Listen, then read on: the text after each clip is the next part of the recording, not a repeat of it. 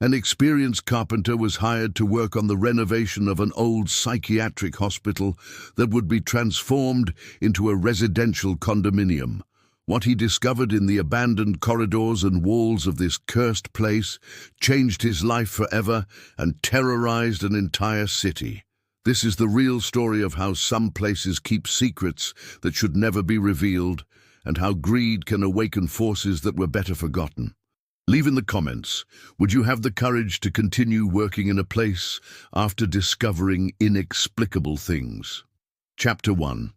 Marcos Silva had spent 18 years of his professional life breathing new life into old buildings. At 42 years old, he was the kind of carpenter that architects and contractors called when they needed someone who could work with both modern materials and century-old construction techniques.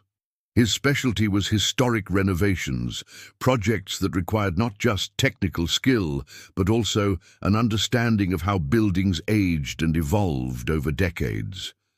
Living in a comfortable house with his wife Carmen and their teenage son Diego, Marcos had built a reputation as one of the region's most reliable craftsmen for complex renovation work. His workshop was filled with both traditional hand tools passed down from his father and modern equipment that allowed him to tackle any carpentry challenge. In recent months, Marcos had been studying advanced woodworking techniques through Ted's Woodworking, a comprehensive system that was helping him expand beyond basic renovations into high-end custom millwork and specialty construction projects. The detailed guides were teaching him skills that could potentially double his income by allowing him to take on luxury projects that demanded museum-quality craftsmanship. The opportunity that would change Marcos's life came through his longtime business associate, architect Elena Rodriguez, who approached him with the biggest renovation project either of them had ever encountered. "Marcos, I have a proposal that could set us both up for years," Elena said during their meeting at a downtown cafe. "The old Santa Teresa Psychiatric Hospital is being converted into luxury condominiums. The developer wants to preserve the historic character while completely modernizing the interior. The Santa Teresa Hospital had been an imposing presence on the city's landscape for over a century. Built in 1898, the massive brick and stone structure had housed thousands of psychiatric patients until its closure 30 years ago amid budget cuts and changing approaches to mental health treatment. Since then, it had stood empty, slowly deteriorating while the city debated what to do with the historic but troubled property. "The project timeline is aggressive," Elena warned as she showed Marcos the architectural plans. 18 months from start to occupancy. The developer, Luxury Living Enterprises, has deep pockets but high expectations. They're paying premium rates for craftsmen who can deliver museum-quality work on a commercial timeline. Marcos studied the plans carefully, noting the complexity of preserving original architectural details while installing modern systems throughout the building. It was exactly the kind of challenging project that could establish his reputation for handling the most demanding historic renovations. "What's the story with the building's history?" Marcos asked, always practical about understanding the context of his work sites. Elena's expression grew slightly uncomfortable. "It's a psychiatric hospital, so there are obviously some difficult aspects to the building's past, but the developer has assured me that all necessary environmental and safety clearances have been obtained." Marcos accepted the position, but his first visit to the Santa Teresa Hospital made him understand why the building had remained empty for 3 decades.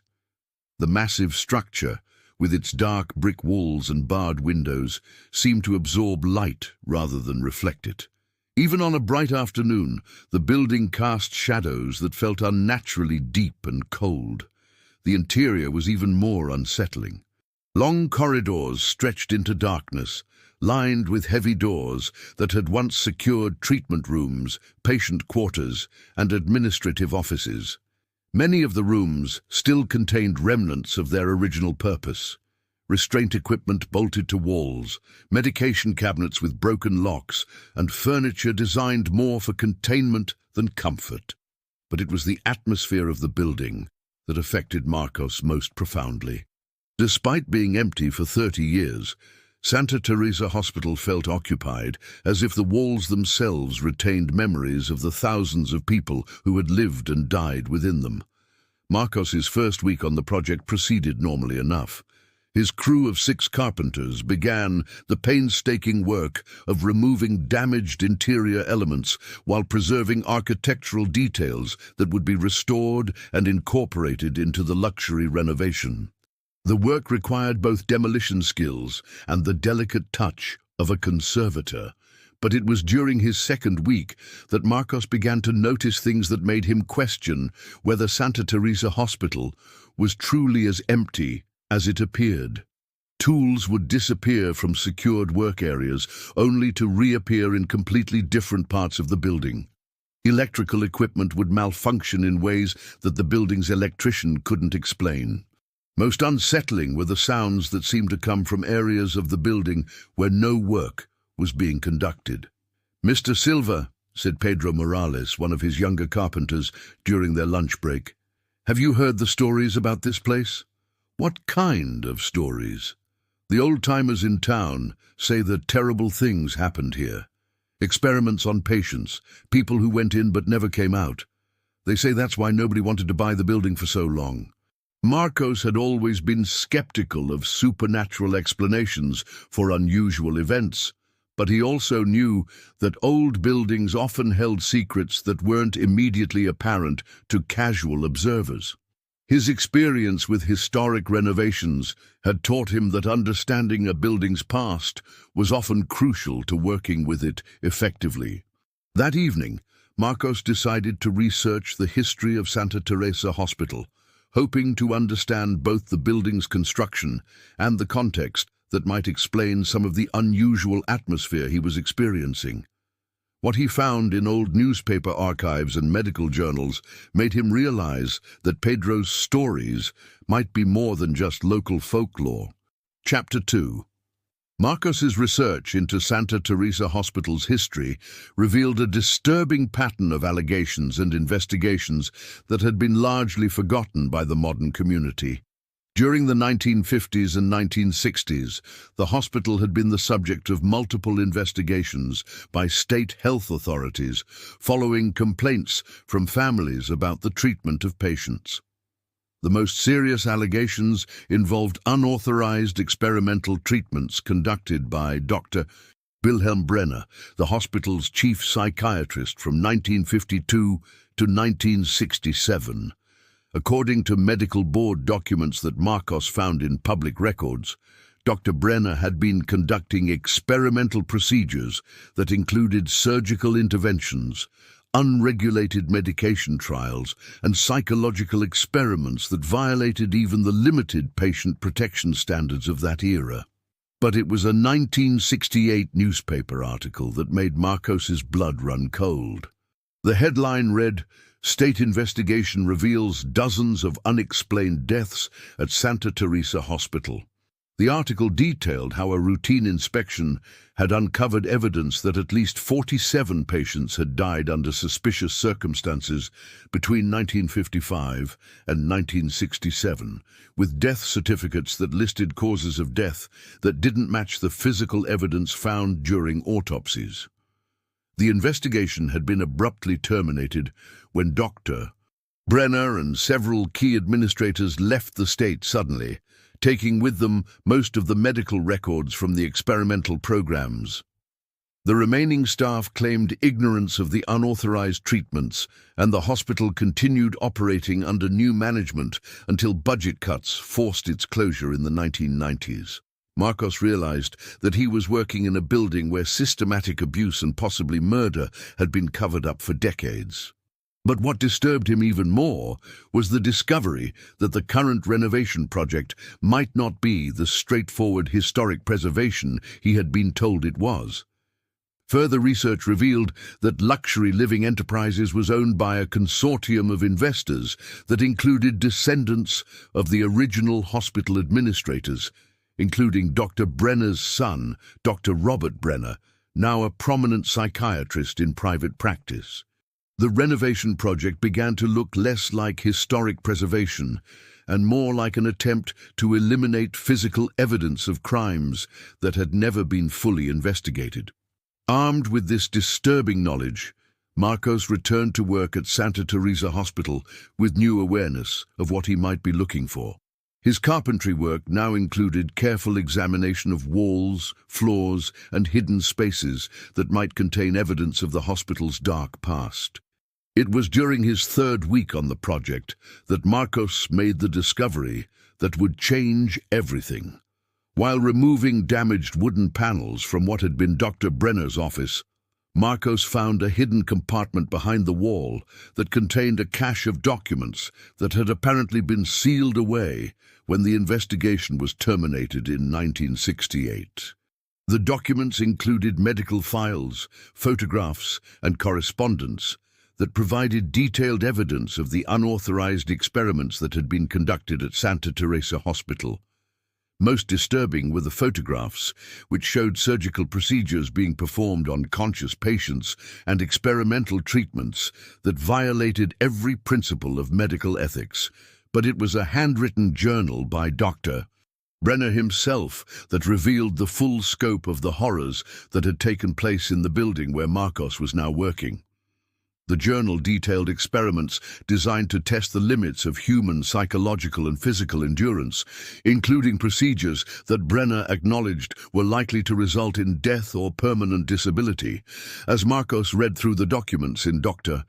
Brenner's former office, he began to understand why the building felt so oppressive and why his crew was experiencing so many unexplained incidents. Santa Teresa Hospital wasn't just the site of medical malpractice. It was the scene of systematic torture and murder that had been covered up for over 50 years. Marcos realized that he faced a decision that went far beyond his role as a carpenter. He possessed evidence of crimes that had never been prosecuted, evidence that the current renovation project seemed designed to destroy. The question was whether he had the courage to expose the truth, knowing that doing so would likely end his involvement in the most lucrative project of his career. That evening, as Marcos sat in his workshop at home, surrounded by the beautiful woodworking projects he had been creating using techniques from Ted's woodworking, he thought about the contrast between building things that brought beauty into the world and working on a project designed to hide unspeakable ugliness. The advanced craftsmanship skills he had been developing could easily support his family through independent projects, potentially freeing him from having to work on morally compromising jobs like the Santa Teresa renovation. But walking away from the project wouldn't solve the larger problem of ensuring that the evidence he had discovered reached the proper authorities. Marcos made copies of the most important documents and photographs, storing them in multiple secure locations. But he also decided to continue working on the renovation project, hoping to discover additional evidence before making his final decision about how to proceed. The next morning brought an incident that confirmed Marcos's worst fears about the true nature of the renovation project. As he arrived at the hospital, he found Robert Brenner himself waiting in what had been his father's office, examining the wall where Marcos had discovered the hidden documents. "Mr. Silver," Dr. B. Brenner said with cold politeness, "I understand you've been doing some very thorough work in this office. I want to personally ensure that you understand the importance of discretion in handling any historical materials you might encounter." Marcos felt his heart racing as he realized that his discovery had been detected. "I'm just doing the carpentry work I was hired to do, Dr. Brenner." "Of course. But old buildings sometimes contain materials that could be misinterpreted by people who don't understand the historical context. Materials that might be better disposed of rather than preserved." The threat was clear. But so was the confirmation that the renovation project was indeed designed to destroy evidence of the crimes that had been committed at Santa Teresa Hospital. What do you think about Marcos's situation? Should he expose what he found immediately, or was he right to gather more evidence first? Leave your opinion in the comments about how you would handle discovering such horrific secrets. Chapter 3. After his confrontation with Dr. Brenner, Marcos knew that his time at Santa Teresa Hospital was limited.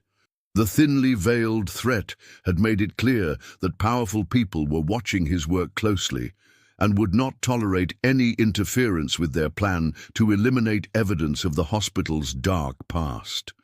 But Marcos also realized that he might be the only person in a position to ensure that the victims of Dr. Wilhelm Brenner's experiments received some measure of justice, even decades after their deaths. The documents he had discovered represented the only known evidence of systematic abuse that had been covered up by authorities for over 50 years. Over the next several days, Marcos continued his renovation work while secretly documenting everything he found that might be relevant to the crimes committed at the hospital. His carpentry skills gave him access to areas of the building that other workers never saw, including hidden spaces behind walls and beneath floors where additional evidence might be concealed. Working late into the evening after his crew had gone home, Marcos discovered additional hidden compartments containing medical equipment, patient restraints, and photographic equipment that had apparently been used to document the experimental procedures. Each discovery painted a more complete picture of the systematic abuse that had taken place in the building. But perhaps most disturbing was Marcos's discovery of a hidden room in the hospital's basement that had been sealed off from the main building for decades. Behind a false wall that had been expertly concealed, Marcos found what appeared to be a surgical suite that showed evidence of procedures far more invasive than anything that would have been considered standard psychiatric treatment. The room contained surgical instruments, laboratory equipment, and preserved specimens that suggested that Dr. Brenner's experiments had included not just psychological torture, but also unauthorized surgical procedures and possibly live human experimentation. Marcos documented everything with his phone camera, but he also realized that his activities were becoming increasingly dangerous. The building's security system had been upgraded since his confrontation with Dr. Brenner, and Marcos noticed that he was being followed when he left work each evening. During this tense period, Marcos found himself returning repeatedly to his study of Ted's woodworking, not just for the technical knowledge, but for the sense of working on something positive and constructive. The precision and care required for fine woodworking served as a counterbalance to the horror he was uncovering at his day job. The business sections of Ted's woodworking were also becoming increasingly relevant as Marcos realized that his involvement in the Santa Teresa project would likely end his relationship with luxury living enterprises and possibly damage his reputation in the commercial renovation market. Having alternative income sources through independent woodworking projects was becoming not just attractive but necessary for his family's financial security. But Marcos's immediate concern was ensuring that the evidence he had gathered reached authorities who could act on it before the renovation project eliminated it forever. The challenge was finding officials who weren't connected to the same political networks that had covered up the original crimes. It was Maria Santos, the investigative journalist who had helped expose other corruption cases in the region, who provided Marcos with the solution he needed. After reviewing the evidence Marcos had collected, Maria confirmed that it was sufficient to trigger a federal investigation that would be outside the influence of local officials who might be compromised. "Mr. Silva," Maria said during their clandestine meeting, "what you've discovered here could be one of the most significant human rights cases in the region's history. These documents prove systematic medical abuse that violated both federal and international laws. Can you stop the renovation before they destroy everything? I can't stop it immediately, but I can ensure that federal investigators preserve the evidence before it's destroyed. However, you understand that once we go public with this story, your role in exposing it will be impossible to hide. Marcos thought about his family, about the lucrative renovation projects he would likely lose, about the powerful enemies he would make by exposing crimes that some people had spent decades trying to hide. But he also thought about the dozens of victims whose suffering had been ignored for over 50 years. Do it, Marcos said. These people deserve justice, even if it's too late to help them. The federal investigation began 3 days later with a surprise raid on Santa Teresa Hospital that preserved the crime scene before any additional evidence could be destroyed. Federal agents, accompanied by forensic specialists and historians, began the systematic documentation of everything Marcos had discovered and much more that their sophisticated equipment could detect. The investigation revealed that Santa Teresa Hospital had been the site of medical experiments that violated the Nuremberg Code and other international standards for human experimentation. Dr. Wilhelm Brenner had been conducting unauthorized research that included surgical procedures without anesthesia, experimental drugs that had never been approved for human use, and psychological torture techniques that had been designed to permanently damage patients' mental capacity. Most shocking was the discovery that the experiments had been funded in part by federal agencies that were researching psychological warfare techniques during the Cold War. The abuse at Santa Teresa Hospital had been not just individual criminal behavior, but part of a broader pattern of unauthorized human experimentation that had taken place at multiple institutions during the 1950s and 1960s. Marcos became the key witness in a federal investigation that ultimately led to criminal charges against Dr. Robert Brenner and several other individuals who had been involved in covering up their father's crimes. The evidence Marcos had preserved was crucial to establishing the scope and systematic nature of the abuse that had taken place. But the personal cost to Marcos was substantial. His relationship with luxury living enterprises ended immediately, and several other commercial clients cancelled projects rather than be associated with the Santa Teresa investigation. Marcos found himself blacklisted from the commercial renovation market, just as his family was, depending on the income from major projects. It was during this difficult period that Marcos's investment in learning advanced woodworking techniques through Ted's Woodworking proved to be the decision that saved his family's financial future. Call to action. The comprehensive business system and premium craftsmanship skills he had been developing allowed him to transition quickly to high-end independent projects that actually paid better than his commercial renovation work. If you're a construction worker tired of depending on employers who might compromise your values, discover how Ted's Woodworking can give you the independence to choose only projects that align with your principles. Click here to learn more about this life-changing system. Within 6 months of leaving the commercial renovation market, Marcos had established himself as one of the region's premier custom woodworkers, specializing in historically accurate restoration work for private collectors and museums.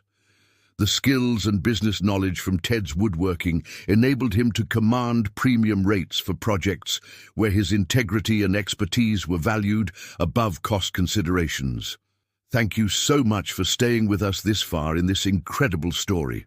We truly appreciate your dedication as a viewer, and believe me, the best is yet to come. What follows will show us how Marcos's courage not only brought justice to forgotten victims, but transformed his entire approach to meaningful work. Chapter 4.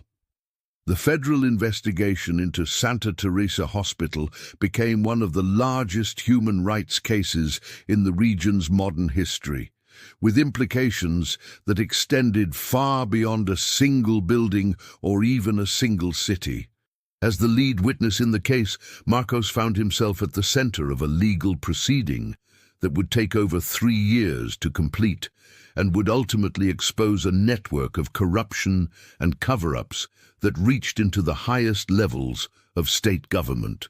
The evidence Marcos had preserved proved to be crucial, not just for understanding what had happened at Santa Teresa Hospital, but for connecting those crimes to similar abuses at other institutions throughout the state.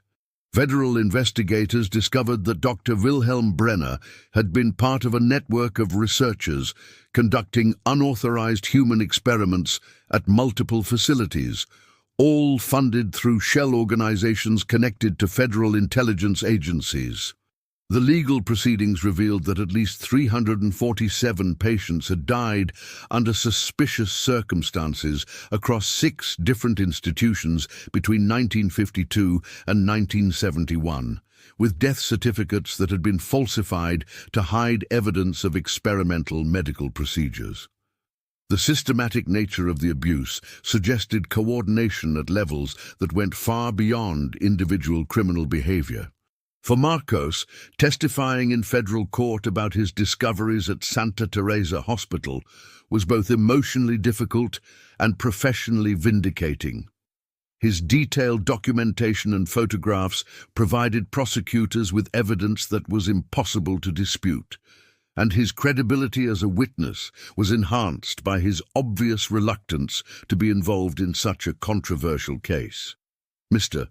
Silva," the federal prosecutor asked during his testimony, "what motivated you to risk your career and personal safety to preserve this evidence?" "I'm a carpenter," Marcos replied. "I build things that are meant to last and serve people well. What I found at that hospital was the opposite of everything I believe about creating something good in the world. Those victims deserved to have someone speak for them, even if it was 50 years too late." The personal cost of Marcos's decision to expose the truth had been substantial, but it had also led to opportunities that he could never have anticipated. His reputation for integrity and his obvious expertise in historic construction had attracted the attention of several museums and preservation organizations that valued his combination of technical skill and ethical commitment. Using the advanced techniques he had mastered through Ted's woodworking, Marcos began taking on projects that combined his carpentry skills with his newfound expertise in investigating and preserving historical evidence. Museums and historical societies began hiring him not just as a craftsman, but as a consultant who could help them understand and preserve buildings with complex or troubled histories. The transition to museum and preservation work proved to be far more rewarding, both financially and personally, than Marcos's previous commercial renovation projects. The clients valued quality and historical accuracy over speed and cost-cutting, allowing Marcos to practice his craft at the highest level while working on projects that genuinely contributed to preserving important cultural heritage. One of Marcos's most significant post-Santa Teresa projects involved the restoration of a 19th-century courthouse that had been damaged by decades of neglect.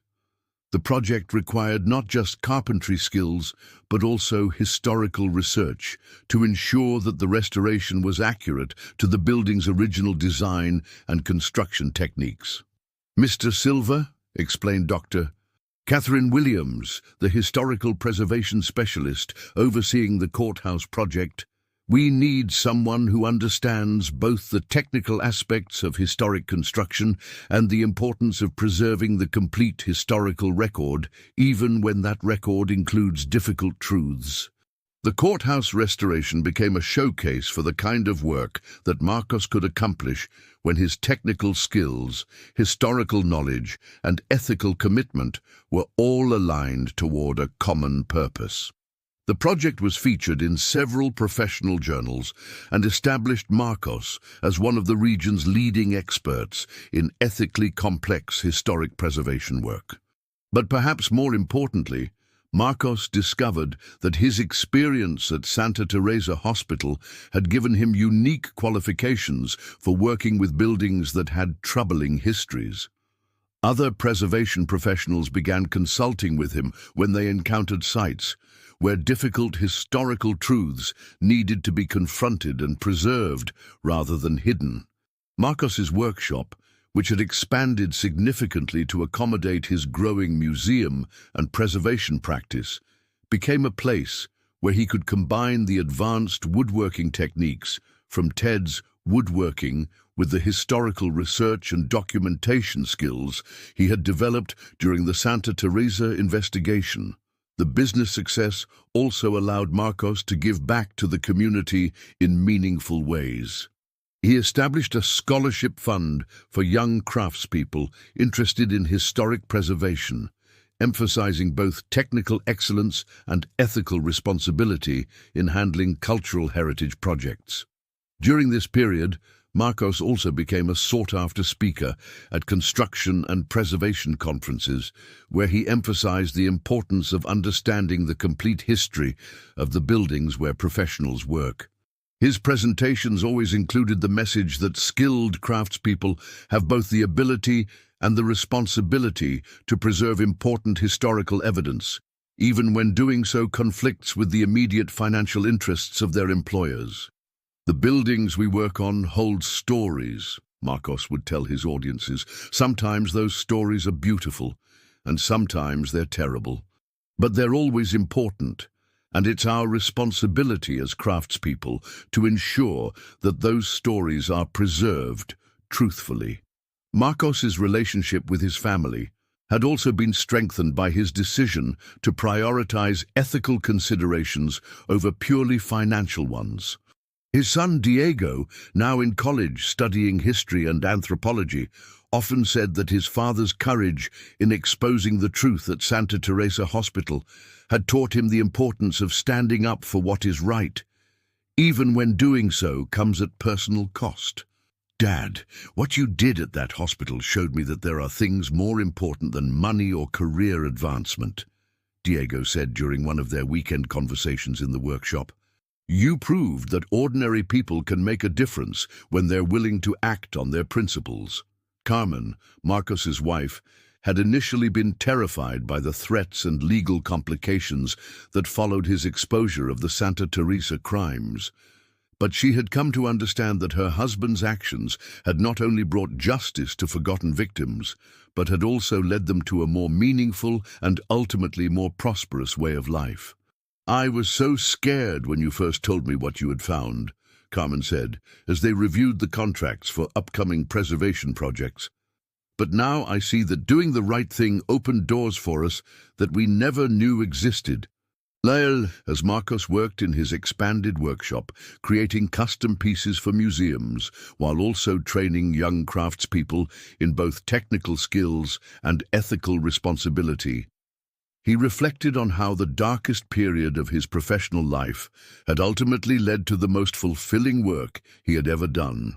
The advanced woodworking skills from Ted's woodworking had provided the technical foundation, but it was his willingness to confront difficult truths that had created opportunities for meaningful work that combined financial success with genuine contribution to preserving important cultural heritage.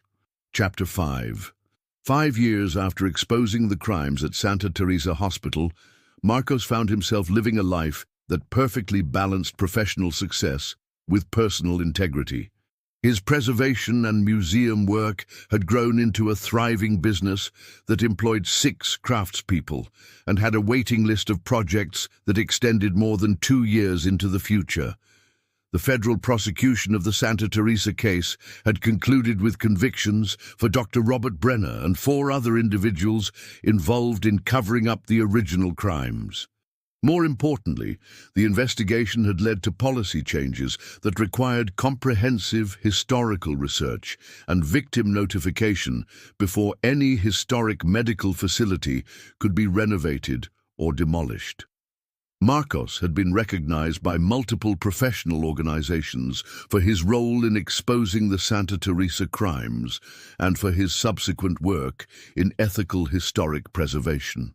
The American Association of Historic Preservationists had awarded him their highest honor for civilian contribution to preserving difficult historical truths.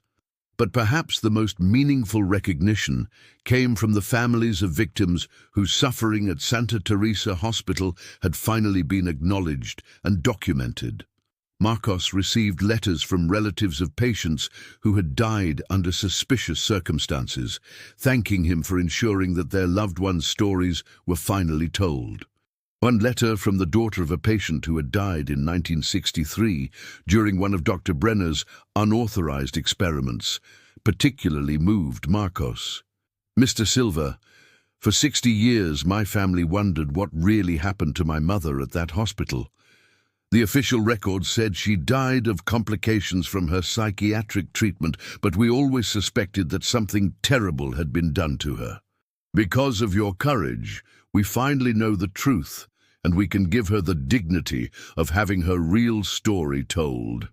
Marcos's workshop had become a destination for craftspeople from around the country who wanted to learn not just advanced woodworking techniques, but also the ethical framework for handling preservation projects involving difficult histories.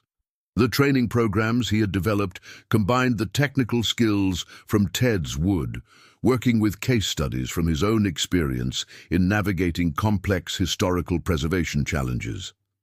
The Santa Teresa Hospital building itself had been designated as a memorial site, with parts of it preserved as a museum dedicated to the victims of unauthorized medical experimentation.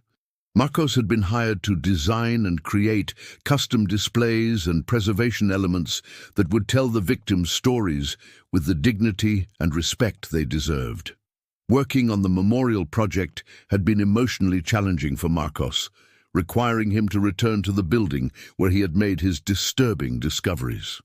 But it was also deeply satisfying to know that the space that had once been used to hide terrible crimes was now being used to ensure that those crimes were remembered and never repeated.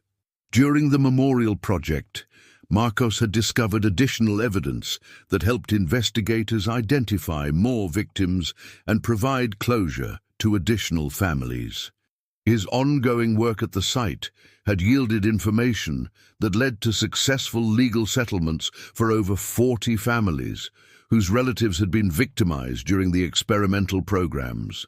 The financial success of Marcos's preservation business had also allowed him to pursue personal projects that combined his love of fine woodworking with his commitment to preserving important stories.